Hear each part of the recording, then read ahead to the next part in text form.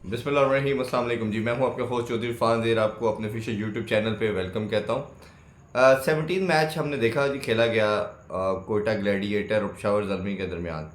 और जो हमने देखा कि 64 रन के बड़े ह्यूज मार्जिन से बड़ी कन्विंसिंग विक्ट्री हासिल की कोयटा ग्लैडिएटर ने।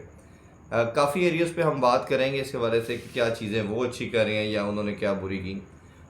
कोयटा ने बैटिंग की और ओबियसली मैं बारहा ये अपने हर शो में बात कर रहा हूँ कि साउशकील की बात करें, मोहम्मद रिजवान की बात करें, बाबर की बात करें, तो इनको अपने नंबर यंगस्टर को देने चाहिए जो पाकिस्तान के लिए रिप्रेजेंट कर चुके हैं। हसन नवाज के हवाले से मैं बात कर रहा हूँ कि उनको ओपन करना चाहिए, बट साउशकील परसिस्टेंट है अपना उस नंबर को किसी को ना देने के लिहाज से। और हम देख रहे हैं कि एक दफ़ा फिर उन्होंने ओपन की और स्टार्ट तो उस लिहाज से तो बेहतर था कि थोड़ी सी ओपनिंग पार्टनरशिप लगी, बट जो एक पावर प्ले को लूटने की बात करते हैं, उसको यूज़ करने की बात करते हैं, वो नज़र नहीं आ रहा। और आप देख रहे हैं कि हर मैच में 120 130 के स्ट्राइक रेट के साथ मैक्सिमम, ये मैं बात करूँ कुछ मैचेस में तो 100 उससे भी लो रहा उनका स्ट्राइक रेट, उसी से चल रहे हैं।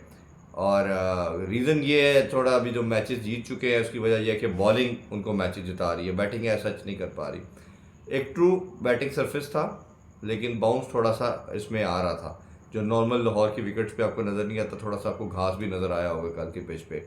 और फिर हमने देखा कि एक बड़ा अच्छा टोटल उन्होंने लगा लिया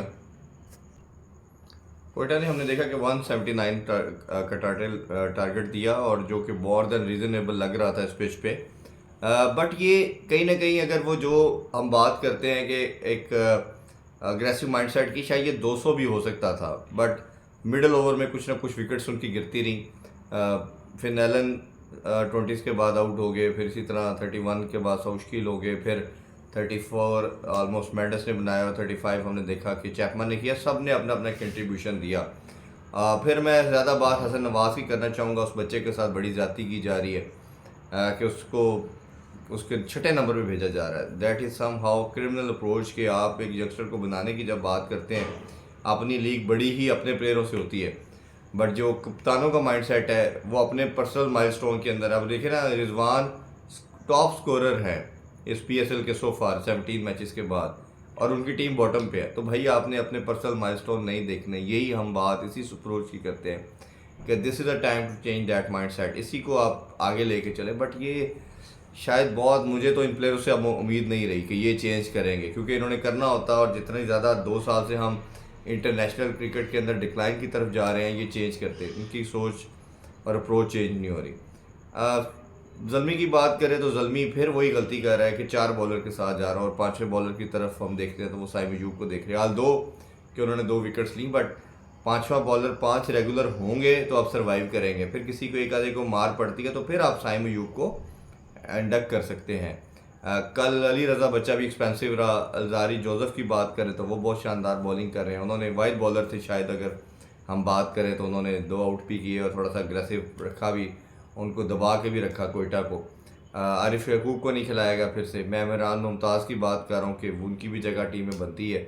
ये 2 स्पिनर डालेंगे तो फिर इनका कम्बिनेशन बनेगा, बट बाबर अपनी वही certain mind set rigid approach के साथ चल रहे हैं, वो चीज़ों को चेंज नहीं कर रहे।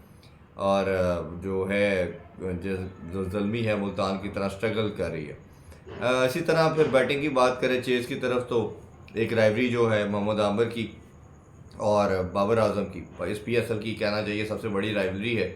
और दूसरी दफ़ा मोहम्मद आमिर ने उनको बीट किया और दूसरी दफ़ा हमने देखा कि उनको आउट किया इस पीएसएल। पहले उनको बाउंसर मार के उनके हेलमेट पे बॉल मारा और फिर उन्होंने उनको आउट किया, और पहले ओवर में ये आउट करने की उनकी ट्रेडिशन जो है ना वो बढ़ती जा रही है।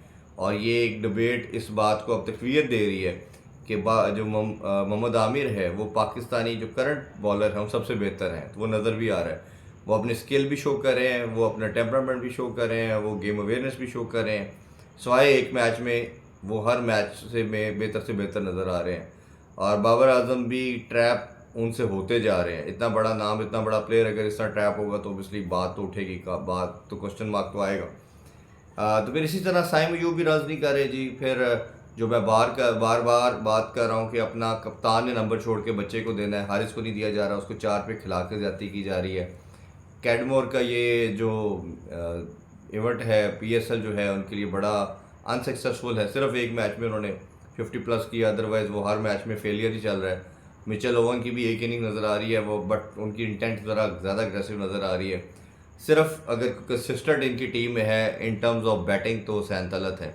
डोमेस्टिक में भी रगड़ा खाते आए, 8-10 साल से परफॉर्म कर रहे हैं। अभी तो जिस तरह उन्होंने अपनी टीम को डोमेस्टिक T20 कप भी जिताया, वो एक वाइड बॉलर हैं कि जो बैटिंग में तो शानदार कर ही रहे हैं, बॉलिंग भी इंप्रूव हो रही है, बट मुझे लगता है बॉलिंग उनका थोड़ा वीकर लिंक है।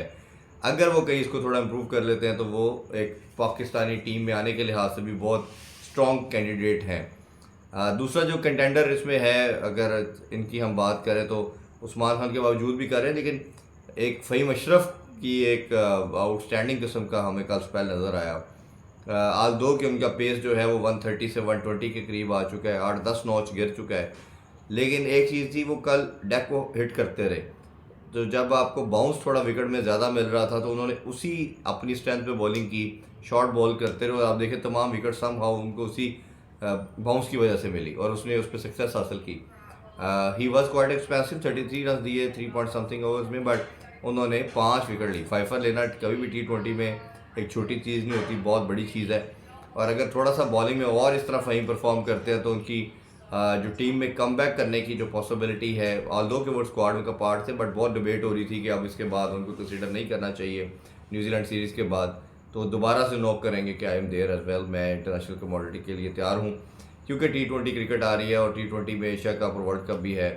ये एक अलहदा बात है कि भारत हमारे साथ खेलता या नहीं खेलता, अब नहीं, एक डिबेट है इस पर, हमने एक अलहदा मैं शो करूँगा, व्लॉग करूँगा, उस पर बात करेंगे।